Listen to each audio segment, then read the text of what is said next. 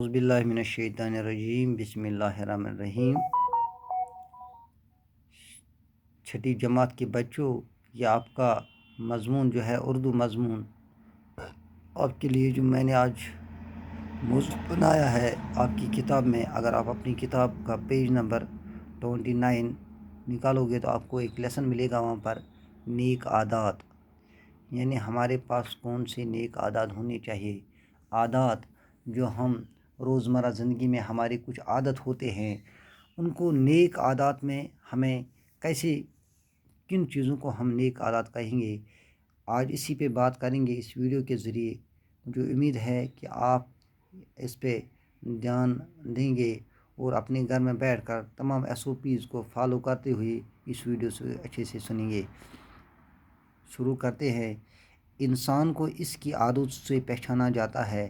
جب ہر کوئی انسان دنیا میں وہ اپنی عادتوں سے اس کی پہچان ہوتی ہے۔ انسان کی عمر جتنی زیادہ ہوتی ہے اتنی اس کی عادتیں پختہ ہوتی جاتی ہے۔ عمر کے ساتھ ساتھ اس کی عادت بھی پختہ ہوتے ہیں۔ آپ کی عمر عادتوں کے بنانے کی عمر ہے۔ آج جو عادت آپ میں پڑ جائے گی وہ ساری زندگی آپ کے ساتھ رہے گی۔ جو بھی عادت زندگی میں آپ کو پڑتی ہے وہ ہمیشہ رہتی ہے آپ کے ساتھ۔ اچھی عادتوں سے فائدہ ہوتے ہیں اور بری عادتوں سے نقصان۔ یہ فائدے اور نقصان صرف انسان تک محدود نہیں رہتے بلکہ اوروں پر بھی اس کا اثر پڑتا ہے۔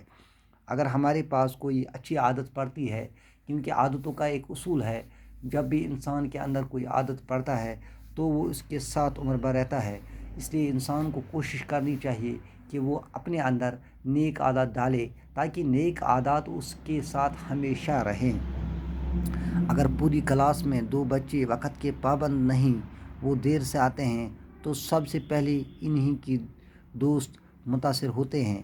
آہستہ آہستہ ان کو بھی یہ عادت پڑ جاتی ہے۔ استاد پڑھانے کے لیے آتا ہے تو اس سے بھی ان کی غیر حاضر دیکھ کر تکلیف ہوتی ہے، پڑھانے میں مزہ نہیں آتا۔ پڑھائی شروع کرنے کے بعد جب وہ جاتے ہیں تو استاد کو کچھ باتیں دہرانی پڑتی ہیں۔ اگر آپ کے کلاس روم میں یا آپ کو اپنی کلاس کا تجربہ ہوگا، جو بچہ گھر میں بیٹھتا ہے اس کے لیے ہمیں پھر اپنی کلاس کو ریوائز کرنا پڑتا ہے، یعنی دوسرے دن چوتھے دن جب وہ آتا ہے اس کے لیے ہمیں پیچھے جانا پڑتا ہے اس سبق پہ جو اس نے نہیں پڑھا ہے۔ تو یہ ایک بری عادت ہے جس سے اور بچوں کو بھی وقت ضائع ہوتا ہے۔ جب ان سے دیر سے آنے کی وجہ پوچھی جاتی ہے تو یہ ایک دن ایک بہانہ بتاتے ہیں، وہ دوسرے دن دوسرا بہانہ۔ جب ان سے کوئی ہم پوچھتے ہیں کہ آپ کیوں لیٹ آتے ہو تو ان کے پاس بہانوں کا انبار ہوتا ہے۔ کسی دن ایک بہانہ بنا کر تو دوسرے دن کوئی اور بہانہ بنا کر، دراصل ان کی یہ عادت بری عادت لگ چکی ہوتی ہے، اس لیے گھر میں رہتے ہیں۔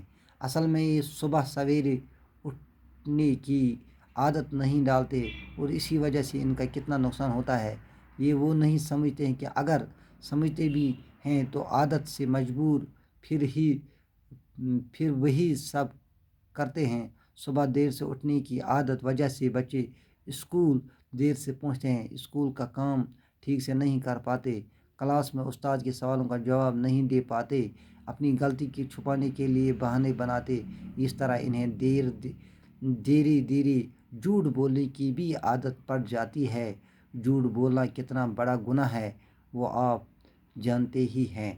اگر ہم دیکھتے ہیں جب بھی کوئی بچہ لیٹ اسکول آتا ہے یا اس کو کلاس روم میں وقت پر نہیں پہنچتا ہے تو ہمیں سمجھ لینا چاہیے کہ یہ بچہ صبح اس کے اندر یہ اچھی عادت نہیں ہے، وہ صبح سویرے نہیں اٹھتا ہے، وہ دیر سے اٹھتا ہے، اس کے اندر ایک بری عادت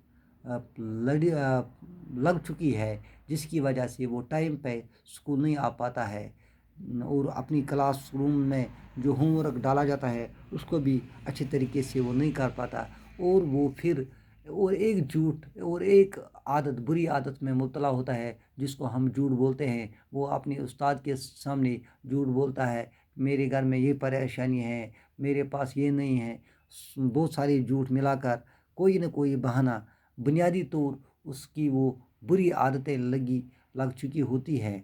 آج کی ویڈیو میں بس اتنا ہی۔ مجھے امید ہے کہ آپ اپنی گھر میں بیٹھ کر یہ کتاب جو میں نے ویڈیو بنایا ہے اس لیسن کو آگے بڑھائیں گے اور سمجھنے کی کوشش کریں گے کہ اچھے عادات ہم کیسے اپنے اندر لا سکتے ہیں۔ آج کے لیے اتنا ہی، شکریہ۔